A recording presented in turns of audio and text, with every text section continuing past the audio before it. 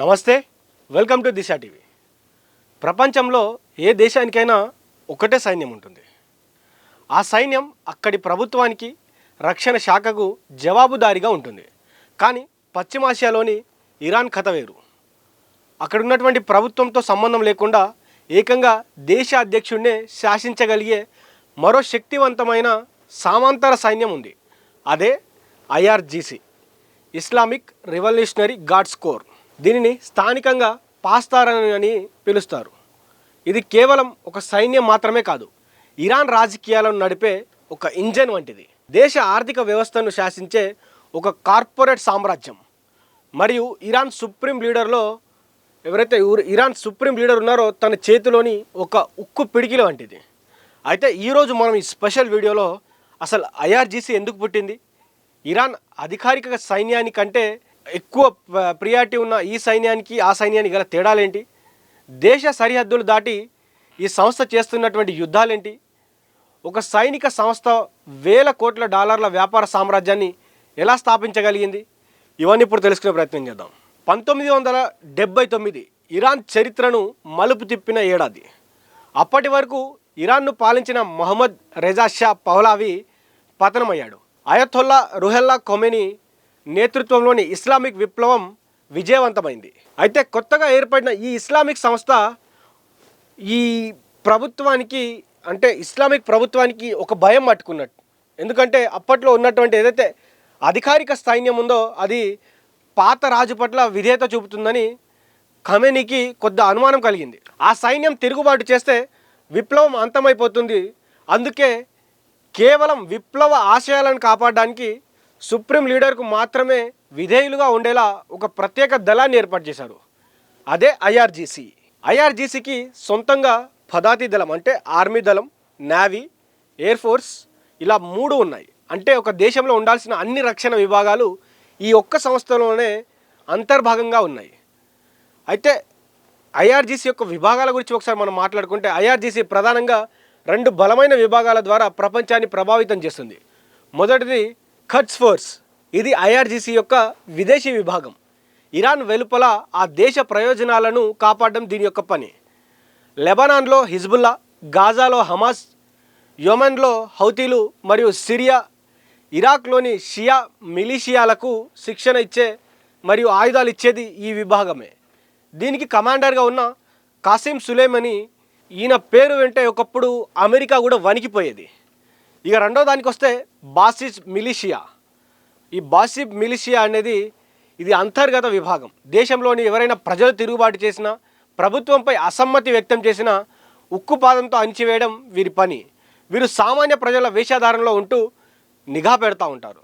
అయితే IRGC Iran పార్లమెంటుకు కానీ అధ్యక్షుడికి కానీ ఎవరికీ సమాధానం చెప్పదు. దీనికి బాస్ కేవలం ఒకరే, ఆయనే సుప్రీం లీడర్. దేశ విదేశాంగ విధానం నుంచి అణు కార్యక్రమం వరకు ప్రతిదీ వీరి చేతుల్లోనే ఉంటుంది.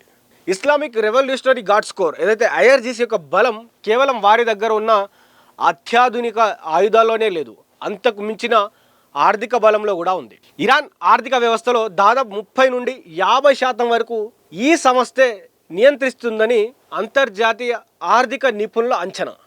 ఒక సైనిక విభాగం ఇలా ఒక దేశ ఆర్థిక మూలాలను శాసించడం ప్రపంచంలోనే అరుదైన విషయం. ముఖ్యంగా ఖతం అల్ అన్బియా వంటి దిగ్గజ నిర్మాణ సంస్థలు వీరి ఆధీనంలోనే ఉంటూ దేశంలోని ప్రధాన మౌలిక సదుపాయాల ప్రాజెక్టులను నిర్వహిస్తూ ఉన్నాయి. కేవలం నిర్మాణం మాత్రమే కాకుండా దేశానికి వెన్నుముక లాంటి చమురు మరియు గ్యాస్ రంగాలు, టెలికమ్యూనికేషన్ నెట్వర్క్లు మరియు బ్యాంకింగ్ రంగాలు కూడా వీరి చేతుల్లోనే నడుస్తున్నాయి. అంతర్జాతీయంగా ఇరాన్పై అనేక కఠినమైన ఆర్థిక ఆంక్షలు ఉన్నప్పటికీ ఐఆర్జీసీ తన కార్యకలాపాలను ఎప్పుడూ ఆపలేదు. రహస్య స్మగ్లింగ్ మరియు ప్రపంచవ్యాప్తంగా ఉన్న వేలాది బినామీ కంపెనీల నెట్వర్క్ ద్వారా వీరు ఏటా వేల కోట్ల డాలర్ల టర్నోవర్ను సాధిస్తూ ఉన్నారు. ఈ భారీ ఆదాయాన్ని వారు మధ్యప్రాచ్యంలో తమ ఉనికిని చాటుకోవడానికి హిజ్బుల్లా, హమాస్ వంటి తమ మద్దతుదారులకు ఆర్థికంగా మరియు సైనికంగా అండగా నిలవడానికి ఉపయోగిస్తారు. క్లుప్తంగా చెప్పాలంటే ఐఆర్జీసీ అనేది కేవలం ఒక సైన్యం మాత్రమే కాదు, తుపాకీ పట్టిన ఒక అతిపెద్ద కార్పొరేట్ సామ్రాజ్యం అని చెప్పవచ్చు. ఐఆర్జీసీ కేవలం ఇరాన్ సరిహద్దులకే పరిమితం కాకుండా తన దూకుడుతో ప్రపంచ చరిత్ర గమనాన్ని పలుమార్లు మార్చేసింది. ఈ సంస్థ అనుసరించే వ్యూహాలు, పశ్చిమ దేశాలను సైతం ఆశ్చర్యానికి గురి చేస్తూ ఉంటాయి. ముఖ్యంగా పర్షియన్ గల్ఫ్ మరియు వ్యూహాత్మకమైనటువంటి హర్ముజ్ జలసంధిలో అంతర్జాతీయ చమురు ట్యాంకర్లను అడ్డుకోవడం, అమెరికాకు చెందిన ఏవైతే ఆధునిక డ్రోన్లను కూల్చివేయడం ద్వారా సముద్ర మార్గాల్లో తమ ఆధిపత్యాన్ని చాటుకున్నారు. 2020లో తమ శక్తివంతమైనటువంటి కమాండర్ కసిం సులేమని హత్యకు ప్రతీకారంగా ఇరాక్లోని అమెరికా సైనిక స్థావరాలపై నేరుగా క్షిపణి దాడులు చేసి అగ్రరాజ్యానికి నేరుగా సవాల్ విసిరైనటువంటి ఏకైక సంస్థగా ఐఆర్జీసీ నిలిచింది. అంతేకాకుండా మధ్యప్రాచ్యంలో ఇజ్రాయిల్ వ్యతిరేక పోరాటాల్లో ఐఆర్జీసీ కీలక పాత్ర పోషించింది.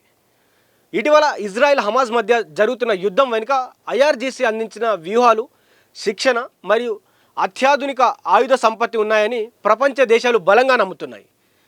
యుద్ధ క్షేత్రంలోనే కాకుండా సాంకేతిక రంగంలోనూ ఈ సంస్థ తన ముద్ర వేసింది.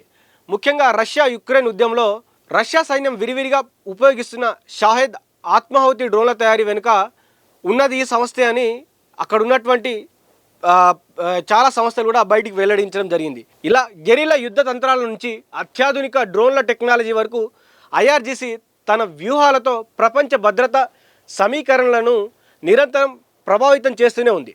ప్రస్తుతం ఐఆర్జీసీ తీవ్రమైనటువంటి ఒత్తిడిలో ఉంది. ఒకవైపు ఇజ్రాయెల్ చేస్తున్న ఏవైతే క్షిపణి దాడుల్లో కీలక కమాండర్ను కోల్పోవడం, మరోవైపు దేశంలో పెరుగుతున్న ద్రవ్యోల్బణం, నిరుద్యోగం వల్ల ప్రజల్లో చాలా వరకు తిరుగుబాటు ఇప్పుడు ఐఆర్జీసీకి ఒక సవాల్గా మారిపోయింది. ఇవన్నీ పక్కన పెడితే ఎవరైతే ఇరాన్ సుప్రీం లీడర్కి కూడా ఈ సంస్థ ఒక రక్షణ కవచం లాంటి. అలాగే ఖమేనీ ఇప్పుడు మరణం తర్వాత కూడా ఇరాన్ వారసుని నిర్ణయించింది కూడా ఈ ఐఆర్జీసీయే. ప్రపంచ దేశాలు ఈ సంస్థను ఉగ్రవాద సంస్థగా ముద్ర వేసిన ఇరాన్ మనుగడకు మాత్రం ఇదొక వెన్నుముకలా నిలిచింది. మధ్యప్రాచ్యంలో యుద్ధ మేఘాలు కమ్ముకున్నటువంటి పరిస్థితి వస్తున్నప్పటికీ కూడా ఐఆర్జీసీ ఎందుకు వెనక్కి తగ్గట్లేదు, ఇరాన్ ఎందుకు వెనక్కి తగ్గట్లేదు అంటే ఇరాన్ వెనక్కి తగ్గపోవడానికి కారణం ఐఆర్జీసీ, వాళ్ళ వ్యూహాలు, వాళ్ళు చేస్తున్నటువంటి వాళ్ళ ప్లాన్స్, వాళ్ళ టెక్నాలజీ కావచ్చు. కానీ అవన్నీ ఉన్నా కూడా ఎందుకు అయతొల్లా అలీ ఖమేనీని కాపాడుకోలేదని కూడా ప్రపంచవ్యాప్తంగా మాటలు వినిపిస్తూ ఉన్నాయి. ఎందుకు కాపాడుకోలేదంటే వారు అప్పటికే అయతొల్లా అలీ ఖమేనీకి మీరు ఇక్కడి నుంచి ప్లేస్ మారాలని పలుమార్లు చెప్పినప్పటికీ కూడా ఆయన వినలేదు. సో అందుకని ఆయన ప్రాణాలు కోల్పోయారు. ఐఆర్జీసీ ఎప్పుడు కూడా ఓడిపోలేదు, ఓడిపోము కూడా. అందుకని మేము ప్రపంచ దేశాలను గడగడలాడిస్తామని కూడా వాళ్ళు చెప్తా ఉన్నారు. అందుకని మేము యుద్ధంలో వెనక్కి తగ్గమని కూడా వారు కరాఖండిగా చెప్తా ఉన్నారు. కాబట్టి ఐఆర్జీసీ తనకున్నటువంటి నెట్వర్క్ కావచ్చు, వాళ్ళు చేస్తున్నటువంటి ఇల్లీగల్ కంపెనీస్ కావచ్చు, ఇల్లీగల్ స్మగ్లింగ్స్ కావచ్చు, ఏదైనా కూడా లక్షల కోట్ల డాలర్లో వాళ్ళకు డబ్బులు వస్తూ ఉన్నాయి. వారు సంపద కలిగినటువంటి వారు. సో ప్రపంచంలో ఉన్నటువంటి అమెరికా లాంటి సంస్థలను కూడా వారు భయపెట్టగలిగినటువంటి వారు. కాబట్టి ఐఆర్జీసీ అమెరికా లాంటి వారిని గడగడలాడిస్తుందంటే ఆ సంస్థ కావచ్చు, దాన్ని పోషిస్తున్నటువంటి ఇరాన్ కావచ్చు, ఎంత పెద్ద ప్లాన్ తోటి యుద్ధంలో ఉందో కూడా అర్థమవుతా ఉంది. అయితే వేచి చూడాల్సిన అవసరం అయితే ఉంది. అక్కడ ఐఆర్జీసీ ఇజ్రాయిల్ను, అమెరికాను ఏ విధంగా మట్టు పెడతా ఉంది, ఏ విధంగా వారిని ఎదిరిస్తుందో కూడా మనం వేచి చూడాల్సిన అవసరం అయితే ఉంది. చూస్తూనే ఉండండి దిశ టీవీ.